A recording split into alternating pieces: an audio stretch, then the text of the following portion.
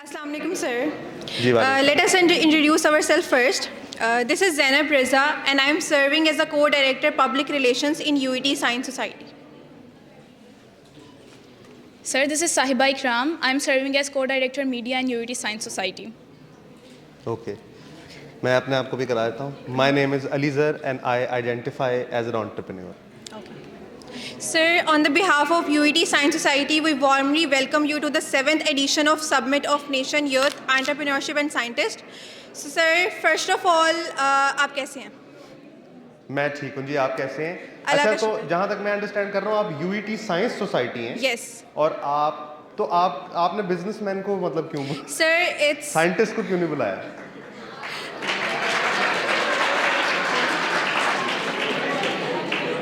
Sir, SNICE जो है, it's a summit of youth, entrepreneurs and scientists. अच्छा, okay, तो साइंटिस्ट भी हैं. Yes, sir. Okay, that's great, that's great. आप लोगों को पता नहीं, मैं बता दूं मेरा यूईटी से क्या ताल्लुक है. So when I pass my inter from GC, all of my friends became engineers. So वो सब के सब यूईटी आए थे और 2018 में हमने वॉकी टॉकीज एक मैं शो करता था, उसकी यूईटी के एपिसोड की थी. आप लोग मेरे ख्याल से उस वक्त 9th-10th में होंगे शायद, जो आप पढ़ रहे हैं. किसी ने देखी वॉकी टॉकीज की videos? Sir, I used to watch them a lot. That's why you Especially, here? आपकी वॉकी टॉकी से ही मुझे पता चला था कि यूईटी भी बिजनेस प्रोग्राम ऑफर करता है, तभी मैं यहाँ आई. एक सोनी वाली लड़की थी, उसकी वजह से पता चला Yes. होगा. ठीक है, दैट्स ग्रेट. अच्छा, आप लोगों ने कोई सेशन प्लान किया है कि हम ऐसे रैंडम चलेंगे? सर, कुछ Q&A सेशन है, फिर हम रैंडम भी ओके, टॉक कर परफेक्ट, लेंगे. परफेक्ट. ठीक है सर, फिर हम ऑफिशियली अपने सेशन का आगाज़ करते हैं आपकी लाइफ जर्नी से. आप थोड़ा सा अपनी अर्ली लाइफ के बारे में बताएं, यूट्यूब के बारे में बताएं और अपने बिजनेस के बारे में बताएं. अच्छा, ये आवाज़ ठीक आ रही है आप लोगों को? ठीक है. यहाँ पे ठीक है कि यहाँ पे ठीक है? दोनों तरह ठीक है, ओके. अच्छा, मेरी अर्ली लाइफ में जाएंगे तो मेरे ख्याल काफ़ी अर्ली में चले जाएंगे, लेकिन मैं आपको जनरली बता देता हूँ. जनरली बिजनेसमैन मैं बाय शौक हूँ. मेरा कोई फैमिली बैकग्राउंड बिजनेस का था नहीं, और ऊपर से लेके नीचे तक या तो लोग एकेडेमिया में हैं या लोग जॉब्स में हैं, तो सिक्योर इनकम में वो बिलीव करते हैं. तो ये जो बिजनेस खेलना है, ये मुझे शौक आया था, आप समझ लें, प्री इंजीनियरिंग के बाद, कि कुछ ऐसा काम करना चाहिए जिसमें वेल्थ क्रिएशन हो सके. So that led me to different places. I did different things. Then I went to LUMS where I graduated in data analytics. और फिर वो एक कम्युनिटी ऐसी बन गई कि बिजनेस इंस्पिरेशन मिलती गई, and that led me into 2-3 ventures over 3-4 years.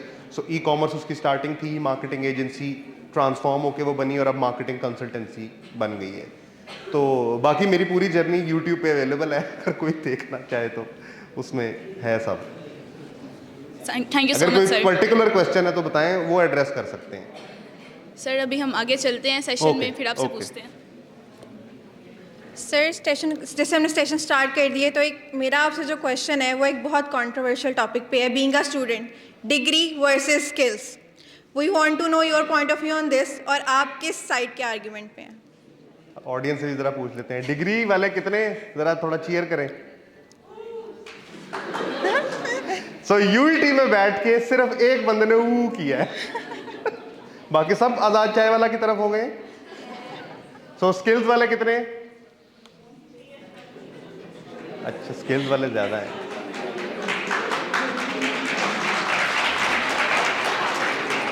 अच्छा, मैं वैसे आप लोगों को भी और आपको भी, डिग्री वर्सेस स्किल्स मेरे ख्याल से बहस नहीं होनी चाहिए. अगर इंटरनेशनल कंपनीज, फॉर्च्यून 500 कंपनीज को देखें इंटरनेशनली, तो उन्होंने डिग्री की रिक्वायरमेंट ख़त्म कर दी है. ठीक है, इसका मतलब ये है कि अगर आपके पास स्किल है, आपको सॉफ्टवेयर बनाना आता है या आपको फलां काम करना आता है, तो आप आ जाओ, हम आपको इनकम देंगे. इंटरनेशनल सिनेरियो में इसका मतलब ये है कि बहरहाल स्किल्स ऊपर की तरफ जा रहे हैं, लेकिन स्किल्स और डिग्री दोनों म्यूचुअली एक्सक्लूसिव नहीं है. एक डिग्री याफ्ता बंदे के पास भी स्किल हो सकता है, और एक बगैर डिग्री वाले बंदे के पास भी बेसिक स्किल नहीं हो सकता. तो इसमें मेरा पॉइंट ऑफ व्यू है कि फॉर्मल एजुकेशन ज़रूरी है. अच्छा, फॉर्मल एजुकेशन किसी यूनिवर्सिटी में जाके लेना ज़रूरी नहीं है. फॉर्मल एजुकेशन का मतलब है एक बंदा है, उसको अंग्रेजी समझ आने लग गई है, उसको थोड़ा बहुत काम करना आ गया है, वो ऑनलाइन जाए, पूरे, अगर फॉर एग्जांपल वो जावास्क्रिप्ट का बंदा है या कोडर है, वो जाए पूरा कोर्स पढ़ ले ए से जी तक और सारी स्किल सीख ले, वो भी ठीक है। उसके पास डिग्री नहीं होगी, उसके पास स्किल होगा, लेकिन फॉर्मली एजुकेटेड वो होगा। तो फॉर्मल एजुकेशन होनी चाहिए। यूनिवर्सिटीज़ क्या करती हैं कि आपको फॉर्मल एजुकेशन लेने का एक मैकेनिज्म देती हैं, क्योंकि आपकी यहाँ पे जिस तरह अटेंडेंस है, आपने आना है, प्रेजेंटेशन देनी है वगैरह वगैरह वगैरह, वो सारी चीज़ें वहाँ पर नहीं हो सकती। और दूसरा, यूनिवर्सिटी आना क्यों ज़रूरी है, वो है नेटवर्किंग के लिए। Because 10-15 years down the line where you're in the field and now you want to grow your business, और आपको चाहिए कि लोग आपको जानते हों कि फ़लाने को फ़ोन किया, वो एंग्रो में लगा हुआ है, कोई फातिमा फर्टिलाइज़र में लगा हुआ है, आप उससे बात कर रहे हैं कि यार, तो वो कहेगा हाँ हाँ मैं इसको जानता हूँ, ये फ़लाँ बैच का बंदा है, उस लिए ज़रूरी है। बट सिर्फ स्किल्स की बेस पे, क्योंकि ये जो सारा आर्ग्यूमेंट है ना, ये जो 2020 के बाद से हमारे यूट्यूबर्स ने मशहूर किया है स्किल वाला, उसके पीछे आर्ग्यूमेंट ये है कि स्किल ले लो तो पैसे आ जाएंगे। पैसा गोल नहीं है, गोल है लॉन्ग टर्म प्लानिंग करना, और फॉर्मल एजुकेशन से वो ज़्यादा बेहतर तरीके से होता है। तो I think that answers your question. पता नहीं अब ऑडियंस तो सारी स्किल वाली बैठी हुई। सर आपको नहीं लगता कि लाइक अब एक कम्युनिटी बन चुकी है जो लाइक स्किल्स की एक कम्युनिटी है और डिग्री वाली एक कम्युनिटी है? लाइक मैं अपनी बात करूं, I am working in SEO, ठीक है, एज रिमोटली, और मैं SEO कम्युनिटी से बहुत ज़्यादा जो है क्या कहते हैं टैकल करती हूँ इस चीज़ को। उनमें से क्या, I am wasting my time totally. मैं उनको कहती हूँ कि लाइक यूनिवर्सिटी हमें पंक्चुअल बनाती है, रेगुलरिटी लेकर आती है, हमारे अंदर soft skill development, different presentation skills, अपनी पर्सनालिटी डेवलपमेंट में कैसे काम करना है, तो लाइक वहाँ से बहुत बैकलैश फेस करना पड़ता है। तो मेरा एक क्वेश्चन ये होगा कि इस तरह के लोगों को हम फेस कैसे करें? नहीं, तो आपका आर्ग्यूमेंट ये है कि जो SEO कम्युनिटी है वो कहती है कि यूनिवर्सिटी कम्युनिटी है जो फ्रीलांस कम्युनिटी है वो कहती है यूनिवर्सिटी जाने वाले बेवकूफ़ हैं। हाँ जी। अच्छा, देखिए लोग क्या कहते हैं वो तो आई थिंक आप मुझसे मैं उसके लिए ठीक आदमी नहीं हूँ कि मैं लोगों के ओपिनियन के हिसाब से जवाब दूँ, लेकिन इसका जवाब है मेरे पास। और वो जवाब ये है कि लेट सपोज आप फ्रीलांस कर रहे हैं और आप पैसा बना रहे हैं। एक बंदा है वो $1000 कमा रहा है या $2000 कमा रहा है, तो जितनी देर वो ये कमाता रहेगा और उसकी ज़रूरियात $500 की रहेंगी, वो खुश रहेगा। लेकिन एक स्टेप अगला आएगा और वो होगा $5,000 से $10,000 पे जाने का, या $50,000 पे जाने का। और $50,000 पे जाने के लिए आपको एक लेट सपोज एक वेंचर कैपिटलिस्ट से मिलना है, और वो जो वेंचर कैपिटलिस्ट है वो कहता है okay Zainab, I like your work, give me a business plan. At that time if you are not formally educated, आपको फ्रीलांस कम्युनिटी बिजनेस प्लान बना के नहीं देगी। No, you have to be formally educated और you have to know those things particularly. क्योंकि एक है कि मैं डॉक्टर हूँ, मैंने ऑपरेशन किया, मेरे साथ एक बंदा ऑपरेशन करता था, उसने सीख लिया कि अच्छा यहाँ पे कट लगाते हैं, यहाँ से दिल बाहर निकालते हैं, यहाँ पे टांका लगाते हैं, बंद कर देते हैं। लेकिन वो उस बंदे की इक्वल नहीं हो सकता जिसने ये लॉजिक पढ़ी है कि दिल पे यहाँ पे कट क्यों लगाते हैं। तो सिमिलरली आप इंजीनियर्स हैं, अगर किसी ने फैराडे लॉ नहीं पढ़ा हुआ लेकिन उसको जनरेटर बनाने आते हैं, तो पैसे वो जनरेटर बनाने वाला बना लेगा, लेकिन फैराडे लॉ समझे बगैर वो फील्ड को इनोवेट नहीं कर पाएगा। तो फ्रीलांस कम्युनिटी पैसा ड्रिवन है। पैसा is not everything, scale is everything, that comes later in पैसों की लाइफ। तो अभी जो ये है ना, अभी ये है इनिशियल फेज में, इनिशियल फेज है, यानी कि अभी $2-3 हज़ार की गेम में। जब $10-15 हज़ार की टिकटिकी लगेगी तब परेशानी होगी actually. Alright, thank you. Sir अभी आपने अपनी इनिशियल जर्नी में भी जिक्र किया था कि डिग्री के बाद फिर आप बिज़नेस में गए, तो मेरा जो नेक्स्ट क्वेश्चन है वो इसी से रिलेटेड है कि नॉर्मली ना लोगों का ये माइंडसेट है कि आप डिग्री लो, अच्छी सी जॉब करो 1-1.5 लाख की, और आप स्टेबल हो जाओगे, सब कुछ ठीक हो जाएगा। आपको मतलब यही आपका गोल होना चाहिए। जैसे मेरे पेरेंट्स हैं वो भी यही कहते हैं कि आपका लाइफ गोल ये होना चाहिए। बट आपने फिर बिज़नेस क्यों सिलेक्ट किया? आपने भी थोड़ा सा बताया था पैसे कमाने के लिए, उसके अलावा मतलब अगर कोई मोटिव, और कंसल्टेंसी बिजनेस क्यों? अच्छा, ये 2-3 सवाल आपने इकट्ठे कर दिए, काफ़ी स्पीड है आपकी वैसे। सर बारी बारी चलते हैं। ठीक है, अच्छा मैं इसमें बता देता हूँ। पहला जो आपका सवाल का पार्ट है ना, क्या था वो? सर मैं ये कह रही थी कि नॉर्मली हमारे पेरेंट्स के पुरानी जनरेशन जॉब के और वो वाली ट्रैजेक्टरी। अच्छा, उसमें ये है कि अगर आपने आज के वर्ल्ड में एंटरप्रेन्योरशिप या बिजनेस करना है तो सबसे पहले तो आपने पेरेंट्स की बात ही नहीं सुननी, क्योंकि they belong to a generation जो सेफ प्ले करती थी। हम इस जनरेशन का पार्ट होने से सेफ प्लेयर्स नहीं हैं, we are very risky players. So risk taking ability आपको ज़िंदगी में पैसा बना के देती है, ये बात तो तय है। That's number 1। दूसरा ये है कि वो आपको क्यों कहते हैं कि जॉब करो, क्योंकि जब आपने बिजनेस करना है तो आपने जॉब नहीं करनी है, आपने जॉब क्रिएट करनी है। अब जॉब जब आपने क्रिएट कर दी और आपके नीचे 10 एम्प्लॉयज़ आ गए, उन 10 एम्प्लॉयज़ को कैसे मैनेज करना है, वो कैसे आपको धोखा देते हैं, कैसे वो फोटोशॉप में जब उन्होंने एक पोस्ट बनानी होती है वो बनाने के लिए 4 घंटे स्पेंड करते हैं, ये जानने के लिए कि वो क्या गलतियां करते हैं, कैसे आपने उनको एफिशिएंट करना है, पहले ज़रूरी है कि आप उस फेज से गुजरे हों। तो जो पेरेंट्स कहते हैं कि पहले जॉब करके मार्केट एनालिसिस सीख लो कि होता क्या है, उसके बाद बिजनेस करना, ठीक है। दूसरा एक ये है कि बिजनेस करने के लिए भी कुछ पैसे चाहिए होते हैं। थिन एयर से बिजनेस बन सकता है लेकिन बहुत बड़ा मोस्ट केसेस में नहीं होता। तो जॉब्स, कुछ लोग ऐसे होते हैं जो लेटेंट एंटरप्रेन्योर होते हैं, कुछ अरसा वो काम करते हैं, ठीक ठाक पैसा बनाते हैं और उस पैसे को इस्तेमाल करते हुए फिर अपना बिजनेस करते हैं। दोनों पाथ ठीक हैं, बट जॉब के थ्रू जाने से ये होता है कि आप, यानी कि आपने देखा होगा नाइकी का भी जो सीईओ है वो सेल्स मैनेजर हायर हुआ था, बल्कि सेल्स पर्सन हायर हुआ था। अप द लैडर जाते जाते वो आज सीईओ बना है। तो जब उन सब चीज़ों से गुजरा होगा तो कोई उसके पास आके कहेगा कि मुझे आज छुट्टी चाहिए क्योंकि ना मेरे पैर में दर्द है, तो वो कहता है झूठ ना बोलो, पैर में तो दर्द होती नहीं इस काम में, हाथ में दर्द है तो बात करो। You get it? So this is how it goes. So trajectory ठीक है, आपका विजन क्लियर होना चाहिए कि आपने जाना कहाँ पे है। ये कोई मसला नहीं है कि कैसे जाना है, हर बंदा डिफरेंट पाथ लेता है। Yes sir. सर कंसल्टेंसी आपका बिजनेस, उसमें आप कैसे आए फील्ड यार में? कंसल्टेंसी का बिजनेस ऐसे है कि मैं 2021 से 2023 तक मार्केटिंग एजेंसी चला रहा था और आज मेरी वीडियो रिलीज हो रही है जिसमें मैंने बताया कि agency business as a business model fail क्यों हो जाएगा। सो आई रियलाइज दैट कि agency model is going towards a failure and it requires transformation. तो वैल्यू चेन को री इन्वेंट करने के लिए बेसिकली क्या है कि ये आप उठी, आपको एसईओ आता है ना, आपको एसईओ आता है, आपको तेज तेज बोलना आता है, यहाँ से 2 लोग और उठे, ये वो जो बंदा है वो कैनवा का डिज़ाइनर है और वो भी कैनवा प्रो नहीं है उसके पास, और एक और बंदा है उसके पास कैप कट है, चारों ने मिलकर एक एजेंसी बना ली। अच्छा, अब ये असल में कुछ इनका वो एक्सपर्टीज नहीं है, इनको क्रिएटिविटी का नहीं पता, इनको ये नहीं पता कि ऐड चला के लीड्स कैसे लेके आनी है, लेकिन क्योंकि इन्होंने देखा है कि हमारा जो दोस्त है वो एक एजेंसी चलाता है और वो कुछ पैसे बना पा रहा है, कोई गोरा अंग्रेज उसको टकर गया जो उसको $300 देता है, इन्होंने एजेंसी बना ली। एक्चुअल एजेंसी में होना क्या चाहिए, कंटेंट कैसा होना चाहिए, उसको रीइन्वेंशन की जरूरत थी। तो मैं एक स्टेप पीछे आके बिजनेस कंसल्टेंसी में आया हूँ, क्योंकि चैलेंज वहां पर है, एग्जीक्यूशन में चैलेंज नहीं है, एग्जीक्यूशन तो ऑटोमेटेड है आजकल। तो ये मेरी रीजन थी कंसल्टेंसी में आने की। जी सर, मैं तेज तेज बोलने के अलावा एक डिज़ाइनर भी हूँ, वैसे ही बता रही ग्राफिक थी। के original graphic designer. Graphic designer, Yes. Canva वाली के फोटोशॉप वाली? Sir I hate Canva, I hate people who use Canva. यानी कि तुम्हें इलस्ट्रेटर भी आता है? फोटोशॉप और इलस्ट्रेटर यूज़ करती हूँ, ज़्यादातर फोटोशॉप। तो बड़ा नायाब स्किल है आज के दौर में। नहीं सर, नायाब नहीं रहा अब।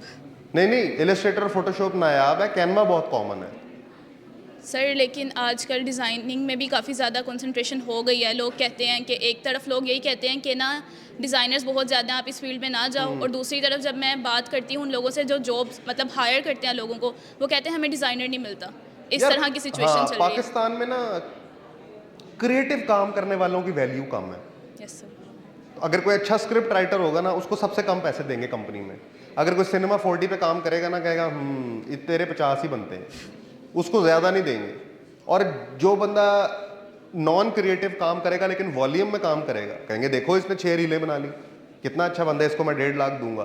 तो पाकिस्तान में थोड़ा इशू है, वो तो आपकी बात बिल्कुल ठीक है। तो अगर आपको ये दोनों स्किल्स आते हैं ना, तो अपने स्किल पाकिस्तान में ना बेचना, रहो यहीं, सेल बायर करो स्किल्स। सर एक और चीज़, हम अब फिर से अपनी वो जॉब और बिज़नेस वाली बात पर वापस आते हैं। जैसे हमारी अपनी यूनिवर्सिटी है ना, यहाँ पर जितने भी इंजीनियर्स हैं, मैं तो बिज़नेस डिपार्टमेंट से हूँ। हाँ। इंजीनियर्स का हमेशा ना एक वो एटीट्यूड होता है कि आप तो बिज़नेस वाले हो, आप बस यहाँ पे आते हो बस खेलने कूदने के लिए और फिर चले जाते हो, आप लोगों ने कुछ करना भी नहीं है। हाँ। इस चीज़ में बहुत ज़्यादा मुझे भी, मेरी फ्रेंड को भी बैकलैश फील करना पड़ता है कि लोग ना बहुत ज़्यादा उस तरह से देखते हैं। लोग मतलब दूसरे भी जो देखते हैं कहते हैं अच्छा बिज़नेस पढ़ रहे हो, क्या ही कर लेना है आप लोगों ने। हाँ। तो फिर क्या करें हम ऐसे लोगों का? देखिए, मैं फिर कह रहा हूँ कि लोगों का ओपिनियन तो आपने सुनना ही नहीं है। आप जिंदगी में कुछ भी कर रहे होंगे ना, तो लोग यही कहेंगे कि यार नहीं, मज़ा नहीं आ रहा है। आपने वो बड़ी ईद पे मिसाल नहीं देखी कि जब आप बकरा लेके आए और कोई आपको पूछे कि कितने का है, तो आप कोई भी जवाब दें आगे से, वो यही कहते हैं कि महंगा ले आए हो। यस। इसका मतलब दे कांट बी सेटिस्फाइड। अगर आप ये कहें ना कि मुफ्त मिला है मुझे, यानी कि मुझे उसने पैसे दिए साथ के ये बकरा ले लो, वो कहेंगे महंगा ले आए हो। तो सिमिलरली आप ये तो मैप कर नहीं सकते। और दूसरा ये कि अगर इंजीनियर ये कह रहे हैं कि आप तो हंसने खेलने आते हो, तो ठीक बात है।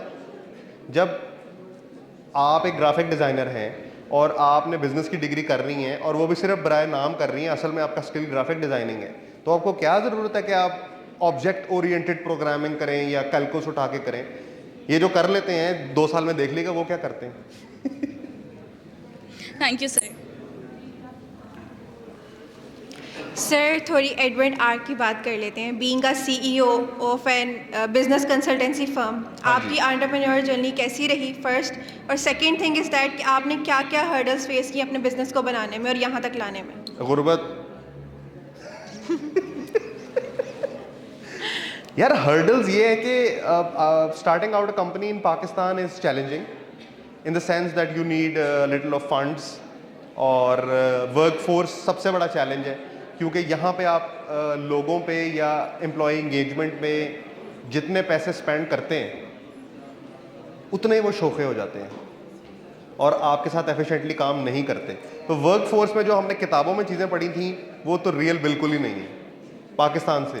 पाकिस्तान में अगर आप एम्प्लॉय रिटेंशन पे खर्च करेंगे ना, वो लेट आना शुरू हो जाएंगे, वो बेहतर नहीं होंगे। तो टीम मैनेजमेंट मैंने सबसे बड़ा चैलेंज फेस किया। फिर जब मैंने शुरू किया था तो digital marketing was something very new, तो उस वक्त लोगों को समझाना और मार्केट को डेवलप करना was my challenge, but over time they got fine. All right. Sir her field में जाने के लिए ना एक स्किल सेट रिक्वायर्ड होता है। इसी तरह से जब हम कोई अपना बिजनेस स्टार्ट करते हैं या अगर हमने एंटरप्रेन्योर बनना है तो उसके लिए भी एक स्किल सेट चाहिए होता है। तो आप क्या थोड़ा सा हमें एक्सप्लेन कर सकते हैं कि हमारे पास कौन कौन सी स्किल्स होनी चाहिए कि हम लोगों ने ये सीख लिया तो फिर हम एक अच्छे बिजनेसमैन बन सकते हैं या एंटरप्रेन्योर बन सकते हैं? कोई भी ऐसा स्किल जिसमें मार्केट गैप हो, वो अगर आप सीख लें तो आप एंटरप्रेन्योर बन सकते हैं। अच्छा, एंटरप्रेन्योर कोई बनता नहीं है। एंटरप्रेन्योरशिप एक ऑटो पे लगा हुआ फीचर है जो या तो आपके अंदर होता है या नहीं होता। आप बिजनेसमैन बनते हैं, लेकिन एंटरप्रेन्योरशिप एक नेचर पे डिपेंड, जिस तरह शायरी होती है ना, या तो बंदे को आती होती है या नहीं आती होती है। आप एक्वायर्ड नॉलेज ले सकते हैं। तो इसलिए एंटरप्रेन्योरशिप कोई, अच्छा एंटरप्रेन्योरशिप कोई यानी कि ग्रेसफुल टर्म नहीं है। एंटरप्रेन्योर बड़ी तकलीफ से गुजरता है।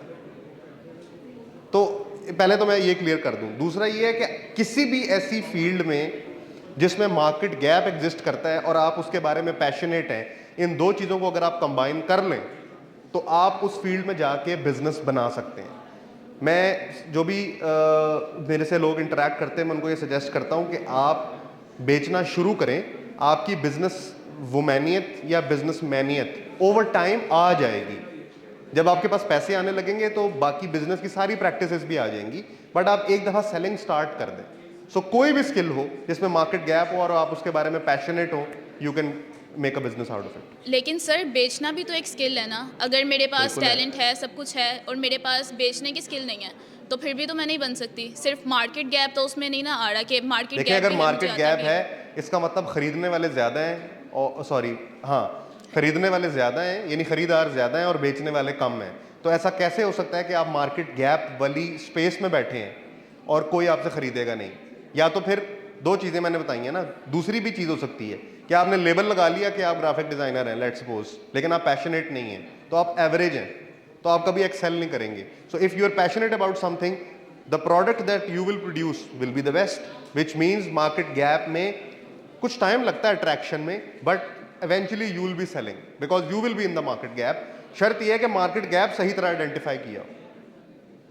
और सर वो कैसे आइडेंटिफाई होगा? मुख्तलिफ तरीके हैं। लेट सपोज आप अपवर्क पे जाएं और अपवर्क पे एक कैटेगरी सेलेक्ट करें और सर्च करें कि आज सबसे ज़्यादा जॉब्स किस चीज़ की खुली हुई हैं। ऐसा 10 दिन करें, उसकी एक्सेल पे शीट बनाएं, उसकी एवरेज लें, आपको पता चल जाएगा। गूगल ट्रेंड पे चले जाएं, यूएसए का या कनाडा का, जिधर भी आपने काम करना है उसका फिल्टर लगाएं, देखें कहाँ पे ट्रेंडिंग है। या फिर ये भी देख सकते हैं कि अब से 5 साल बाद किस चीज़ की गेम होगी। सिलिकॉन वैली, क्रंच बेस को खोलें, सिलिकॉन वैली में देखें कौन सी कंपनियों को वेंचर कैपिटलिस्ट आज फंड कर रहे हैं। एआई को कर रहे हैं। अब एआई की कंपनियों को 2020 से फंड करना शुरू किया, आज उसका बूम है। आज मिनरल्स को फंड कर रहे हैं तो 4-5 साल में उसका बूम हो जाएगा. So that's how you figure out the market gap. Thank you so but much. Community से जुड़ना जरूरी है इसके लिए. कम्युनिटी बेहतर बता देती है. सर, जिस तरह अभी आपने बात की है एंटरप्रेन्योरशिप जर्नी स्टार्ट करने के लिए मार्केट गैप का पता होना चाहिए आपको और आपको रिसर्च भी करनी चाहिए रेलिवेंट टू दैट गैप.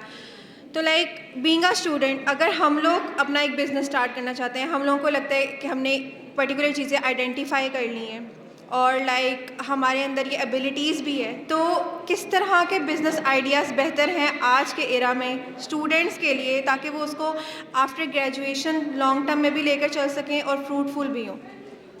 अच्छा, इसका जवाब ना ऐसा नहीं है कि खाने के बाद ना वो इसबगोल खाने से ना डाइजेशन अच्छी होती है. ऐसा जवाब नहीं है इसका. बिकॉज मैंने बताया कि मार्केट गैप है, सप्लाई चेन है और पैशन है आपका जो आपको ड्राइव करेगा बिजनेस के लिए. तो स्टूडेंट्स सब एक चीज़ के बारे में पैशनेट नहीं होते. मैं एज ए स्टूडेंट सिगरेटों के बारे में बहुत पैशनेट था, तो मैंने पहला बिजनेस ई कॉमर्स पे वेब सेलिंग का किया, बाज़ॉन क्लब वो बोला लड़के ने. तो मैं सिगरेटों के बारे में पैशनेट था. Everybody is not, but everybody won't be passionate about cigarettes. Somebody would be passionate about. अच्छा, इसमें मैं एक बात क्लियर कर दूं, पैशनेट होने का मतलब ये नहीं है कि पैसा कमाने के बारे में पैशनेट होना, वो तो सभी होते हैं बाय डिफॉल्ट. ये हमारी डिफॉल्ट सेटिंग है बायोस में. ये मतलब नहीं है. मतलब ये है कि जो चीज़ वो कर रहे हों वो करने में उनका दिल लगे, और दिल लगेगा तो उसमें से वो कुछ ऐसी इनोवेशन निकालेंगे कि उस इनोवेशन से वैल्यू चेन को रीइन्वेंट करेंगे. सो स्टूडेंट्स के लिए कोई जवाब नहीं है. अगर कोई बंदा जो है वो कालीनों के बारे में पैशनेट है, उसको कालीन का बिजनेस करना चाहिए. कोई बंदा गार्डनिंग के बारे में है, उसको गार्डनिंग. अच्छा, इसमें ये भी देखना पड़ेगा कि गार्डनिंग की डिमांड भी होनी चाहिए. तो पैशन प्लस मार्केट गैप में इसीलिए बार बार कह रहा हूँ, जिस चीज़ में पैशन है वो वाला बिजनेस करें, और बिजनेस वो करें जिसमें अल्टीमेटली आपका गोल हो कि आपने थिन एयर से पैसे बनाने हैं. थिन एयर से, क्या मैंने कहा है? तो drop shipping is not the answer, performance marketing is not the answer, e commerce is not the answer. Thin air से जब पैसे बनेंगे ना, वो एक्चुअल पैसे होंगे, वैल्यू चेन आप दे रहे होंगे. तो ये है.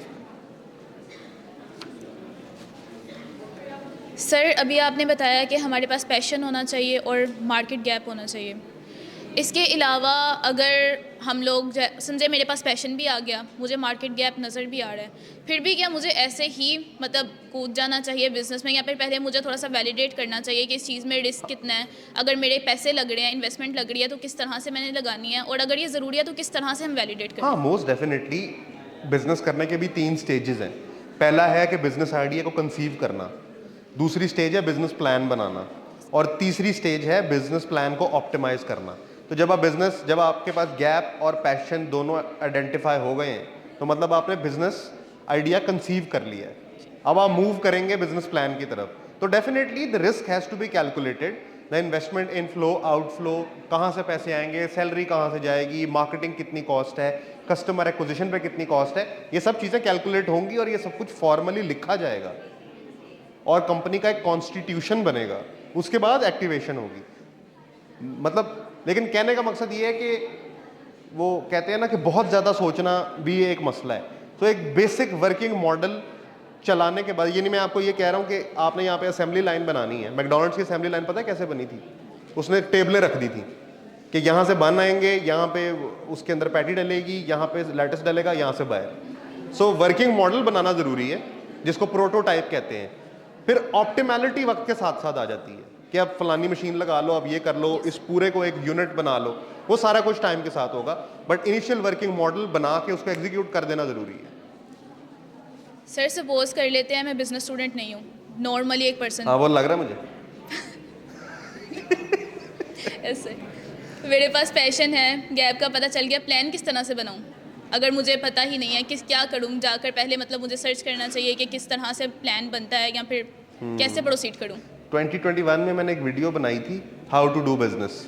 उसमें एक्सप्लेन भी किया है और उसके साथ फ्री बिजनेस टेम्पलेट्स उसके नीचे ही लगी हुई हैं. उस पर जाके कोई भी इंसान, अच्छा उस पर नहीं भी जाना, ये तो वैसे ही मैंने अपनी बात कर दी है, गूगल पे जाएं, सर्च करें how to make a business plan, financial sheet excel का वो खुल जाएगा आपके सामने, उसमें जाके डाटा भर लें, बिजनेस प्लान बन जाएगा.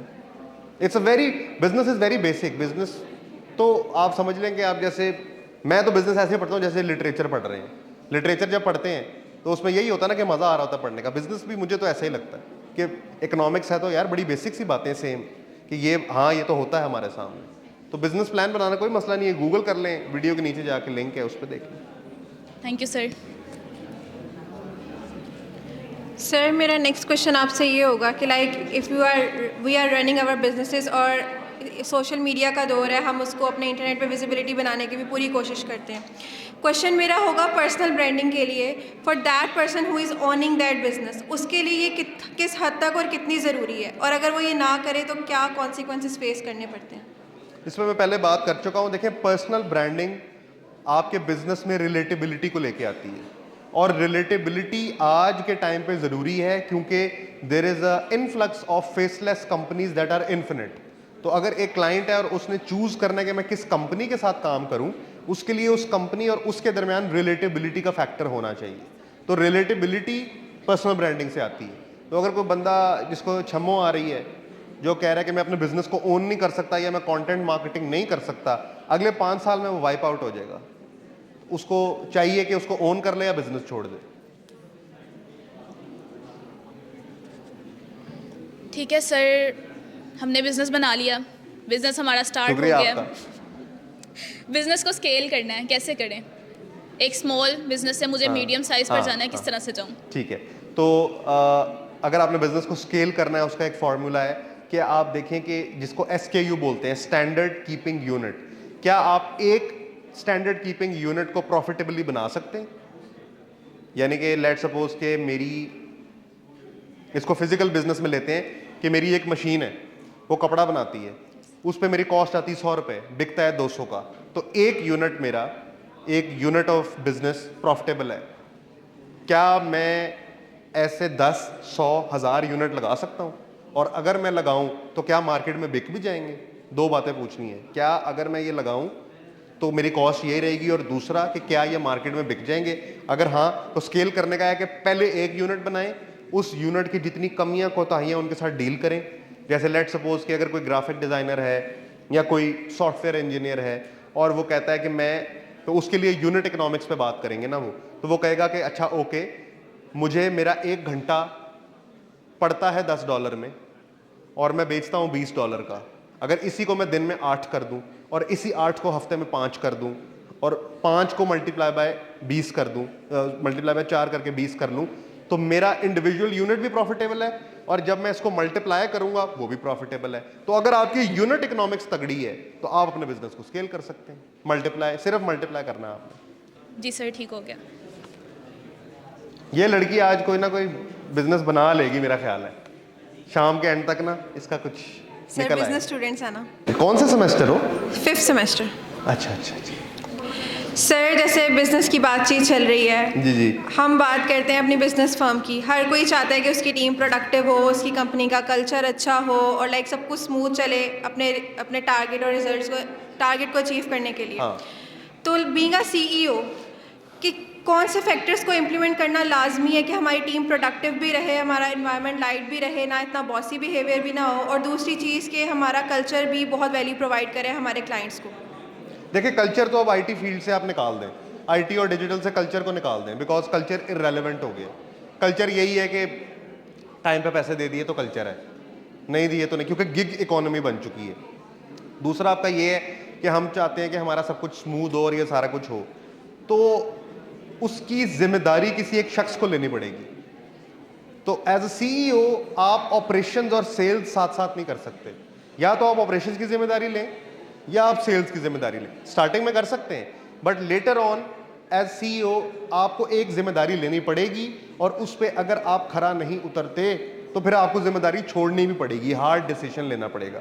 सो हार्ड डिसीजन मेकिंग और लैगिंग अराउंड ना करना इस बात का जवाब है। I think that answers your question. कि स्मूथ चलाना जो है ना, ये सिर्फ एक मजाक की बात है कि स्मूथ है, कुछ भी स्मूथ नहीं है।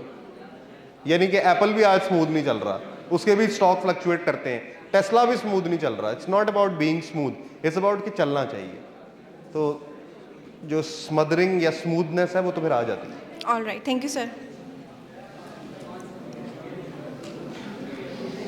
सर हमने जरनामा के एपिसोड में देखा था, आपने कहा था कि फ्रेंड्स को फाउंडर्स नहीं बनाना चाहिए। हाँ क्योंकि इमोशंस भी बीच में आ जाते हैं, कभी कभी डिफ़िकल्ट डिसीजंस लेने में मुश्किल होती है। हाँ। बट अगर आपके फ्रेंड्स जो हैं वो लाइक माइंडेड हों, प्रैक्टिकल हों, जैसे अगर हम दोनों हैं, हम दोनों एक साथ प्रोफेशनल वे में ही चलते हैं मोस्ट ऑफ द टाइम्स, तो क्या हम लोगों को एक दूसरे के साथ काम नहीं करना चाहिए? अगर हम इस बात को भी बीच से निकाल दें कि हमारी फील्ड्स डिफरेंट हैं, सेम फील्ड में आ जाएं तो। अच्छा, वैसे आप माइंड ना कीजिएगा, लड़कियों का फर्क होता है।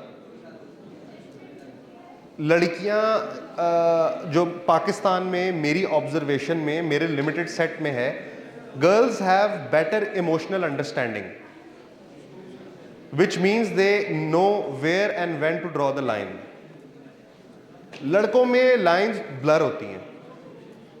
अगर कोई मेरा भाई है जिसको मैंने कहा कि ये मेरा यार है, तो अब वो कुछ भी कर सकता है मेरे साथ, मतलब वो मेरे बेड में आके सो भी सकता है, मेरा वॉशरूम भी यूज़ कर सकता है, मेरा कोट पहन के भी जा सकता है, मेरे फ़ोन को अनलॉक करके उसमें चीज़ें अपने आप को सेंड भी कर सकता है। तो मैंने ये आर्गुमेंट दिया था कि आप फ्रेंड्स को को-फाउंडर ना बनाएं, क्योंकि बाउंड्रीज ब्लर होंगी, आप उसकी और वो आपकी अथॉरिटी को कभी नहीं मानेगा, और अथॉरिटेटिवनेस या लीडरशिप ज़रूरी है। तो उस क्लैश का खामियाजा कंपनी को भुगतना पड़ेगा। In girl co-founders that can happen, but it should not, क्योंकि देन अगेन आप बिल्कुल प्रोफेशनल आपस में चल सकते हैं, लेकिन लेट सपोज के बोर्ड मीटिंग हो रही है, आप सीईओ हैं और आप सेल्स मैनेजर हैं, और बोर्ड मीटिंग हो रही है और इसने टारगेट मिस किए हुए हैं। अब आप पे ड्यू है कि उस बोर्ड मीटिंग में आप इसकी बेइज्जती करें या इसको स्क्रूटनाइज करें, लेकिन आप नहीं करेंगी। जब आप नहीं करेंगी तो 6 और मैनेजर बैठे हुए हैं, ऑप्स का एक बंदा बैठा है, एचआर का बैठा है, कहेंगे यार वो तो उनके दोस्त हैं, वो तो टारगेट मिस भी कर दें तो उनको क्या कहना है। कंपनी सियासत का शिकार हो जाएगी। तो इसलिए मेरा ये मानना है कि को-फाउंडर दोस्त नहीं होने चाहिए और रिश्तेदार भी नहीं होने चाहिए।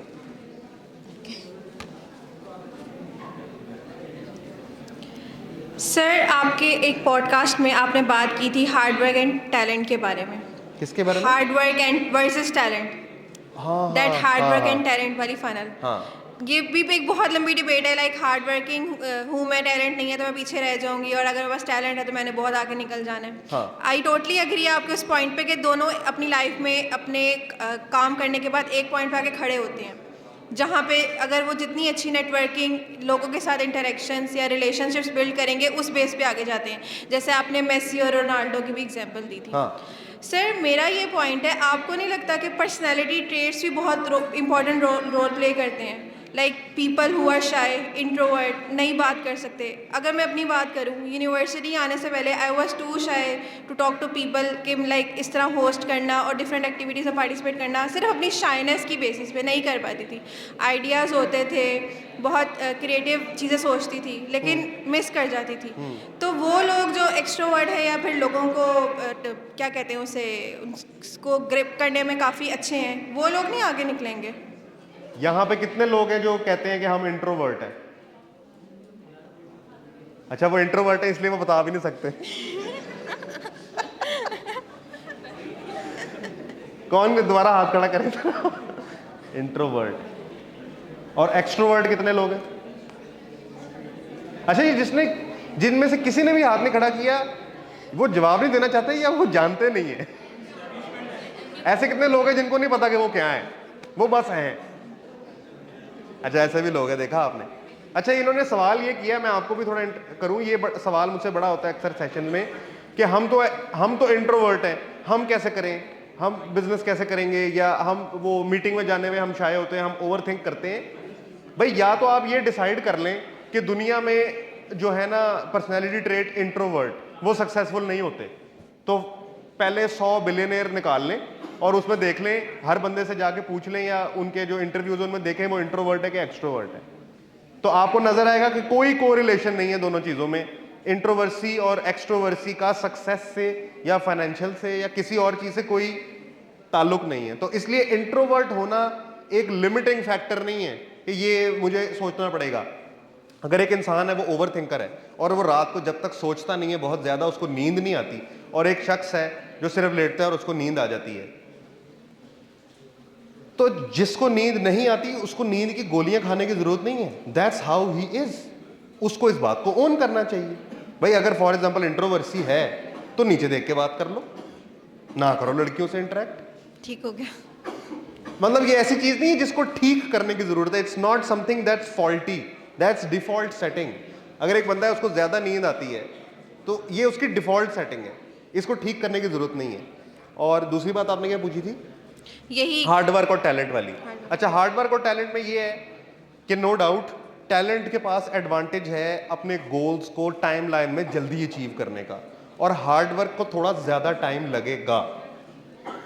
लेकिन हार्ड वर्क से आप टैलेंट को बीट नहीं कर सकते, और हार्ड वर्क से आपको टैलेंट को बीट करने की कोशिश भी नहीं करनी चाहिए, क्योंकि टैलेंट ओवर टाइम ग्रूम होएगा। हार्ड वर्क को एवरी टाइम, अगर एक बंदा है उसका एनालिटिकल स्किल अच्छा है, उसको वो पूछते हैं कि 35 डिवाइडेड बाय 2.1 कितना होता है, और वो ऐसे जवाब दे देता है, उसके दिमाग में कैलकुलेटर फिट हुआ हुआ है, और एक बंदे को सोचना पड़ता है या डिवीजन करनी पड़ती है, तो ये दोनों कभी इक्वेट नहीं होंगे।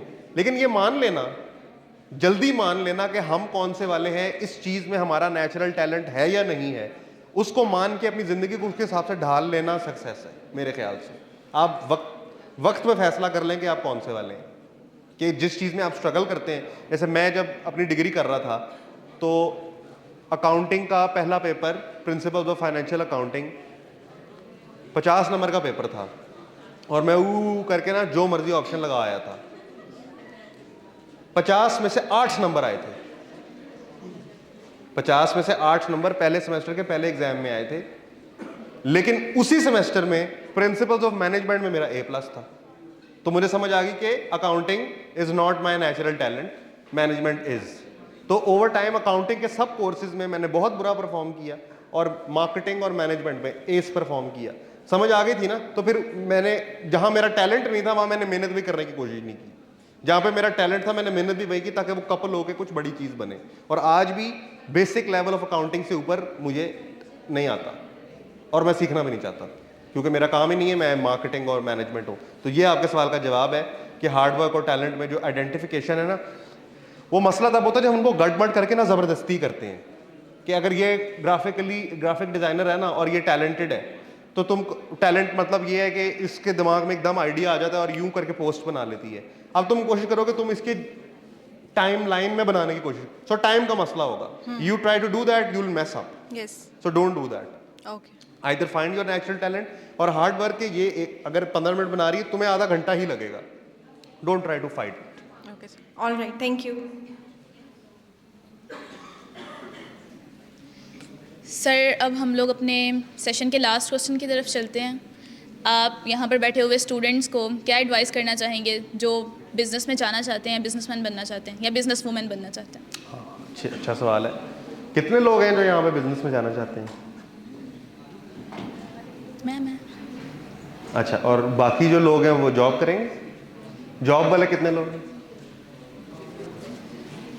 ठीक है, ठीक। अच्छा, मैं आपको सिर्फ ये बताना चाहूँगा कि ये जो बिजनेसमैन का टाइटल लगवाना है या बिजनेस वूमेन, वैसे ये जेंडर टर्म है, इसको मुझे लगता है न्यूट्रल होनी चाहिए। बिजनेस पर्सन का जो टाइटल है, इट इज़ नॉट वेरी, ये सुनने में बड़ा अच्छा और मज़ेदार टाइटल है, लेकिन बड़ा सख्त और मुश्किल से गुजारने वाला टाइटल है। पहले तो मैं ये क्लियर कर दूं। दूसरा ये है कि मैंने एक वीडियो बनाई थी, मैं उसका कर देता हूं कि अगर आपको एंटरप्रेन्योर या बिजनेस पर्सन बनना चाहिए या नहीं बनना चाहिए। कुछ लोग ऐसे होते हैं, जैसे मैंने पहले बताया, जो नेचुरल टैलेंट बिजनेस का अपने दिमाग में लेके आते हैं, उनके खून में होता है, उनके सबकॉन्शियस में होता है, उनको इफ्स एंड बट्स पता होती हैं, निटी ग्रिटीज पता होती हैं। उनको कोई बड़ा भाई कारोबार पे बिठा के कारोबार की गेम सिखा देता है, कारोबार भी एक गेम की तरह है। और कुछ ऐसे होते हैं जिनको एक्वायर्ड नॉलेज लेनी पड़ती है। आप अपनी सिचुएशन को एनालाइज करें कि आप बिजनेस पर्सन बनने की पोजीशन में हैं कि नहीं। लेट्स सपोज कि आप घर के चश्मो चिराग हैं और आपने जो पैसे कमा के लाने हैं उससे आपका घर चलना है, या आपने घर का रेंट देना है, या आपने गाड़ी की EMI भरनी है, या अपनी अम्मी की दवाई लेके आनी है, और आप बिजनेस पर्सन बनने चले जाएं। और बिजनेस हमेशा एक प्रोबेबिलिटी है, तो अगर आप सक्सेसफुल ना हो तो आपके घर का चूल्हा नहीं जल रहा। सो अपनी नीड असेसमेंट करें कि either you are in a position to experiment for 1 or 2 years और नॉट। अगर उस नीड असेसमेंट का जवाब है कि यार घर सॉर्टेड है, कोई मसला नहीं है, घर में इनकम आ रही है, मैं मैनेज कर लूंगा, तो फिर एक्सपेरिमेंट जरूर करना चाहिए। लेकिन अगर आपके पास रूम नहीं है, क्योंकि दीवार के साथ लग के आप बिजनेस नहीं कर सकते, और चीज़ें हो सकती हैं लेकिन बिजनेस नहीं हो सकता दीवार के साथ लग के। उसके लिए आपको खुला फ्रीडम और क्रिएटिविटी चाहिए, और क्रिएटिविटी तभी होगी जब आपको ये टेंशन नहीं होगी कि यार मैं सादियाँ रोटियाँ भी लेके जानी है, समझ रहे हैं। तो इसलिए बिजनेस वो करे जो बिजनेस करने की पोजीशन में है। तो सजेशन मेरा ये है कि असेसमेंट करें, सेल्फ अवेयरनेस सबसे ज़्यादा ज़रूरी है। अगर आपने असेसमेंट कर ली और आपके पास रूम है खेलने का, ज़रूर खेलें। अगर बिजनेस फेल भी हुआ तो जब आप फेल होने के 2-3 साल बाद जॉब पे बैठे होंगे तो कम से कम अपने साथ वाले बंदे को कोनी मार के ये तो कहेंगे कि भाई हम भी बड़े बिजनेसमैन थे। ठीक है, तो ये है इस पे मेरा take. Thank you so much sir for this insightful session.